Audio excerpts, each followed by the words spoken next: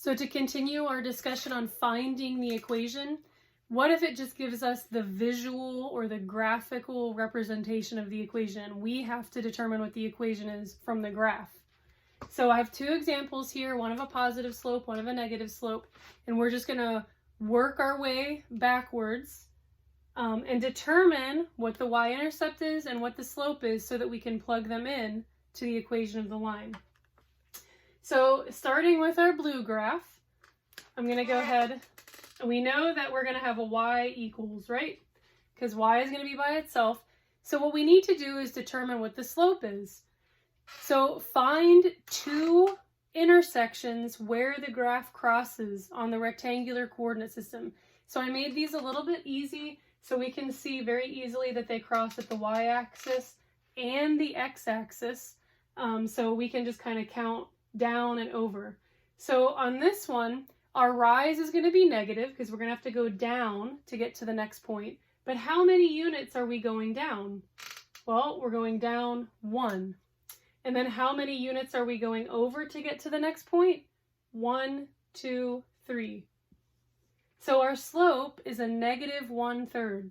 So if we find one point, we're going to count how far up or how far down we need to go to get to the next point, and then how far over. So the top number represents how far up or down, then the bottom number represents how far to the right we're moving on the graph.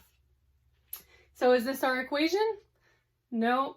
So y equals slope x, and then we need to find our y-intercept. So our y-intercept on this one is just a positive 1, so plus 1.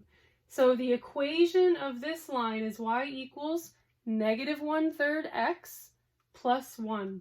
So all we had to do is determine what the slope is, find out what the y-intercept is, and then we could plug those values in to our equation of y equals mx plus b. Looking at our green graph, we're going to do the same thing. I know I'm going to have a y equals, but I need to figure out what my slope is. So again, it's crossing the graph at two nice, easy locations. It's crossing the axes. So in order to go from one point to the other, am I going to be moving up or down? Well, I'm going to be moving up, so I know that my slope will be positive. How far do I have to go up? 1, 2. So I'm going to have a 2. And then how far over am I going to get to that point? 1. Is this my equation?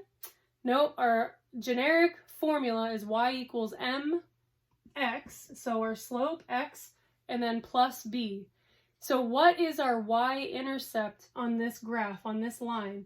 Well, our y-intercept has a value of -2, correct? Because starting at the origin, we have to go down on the y-axis 2 units.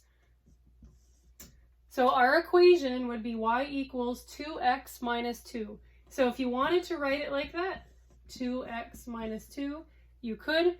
If you do 2 over 1, I won't count off for that on any quizzes or exams, but just know that it's unnecessary to write that as a fraction because it can be simplified to a whole number.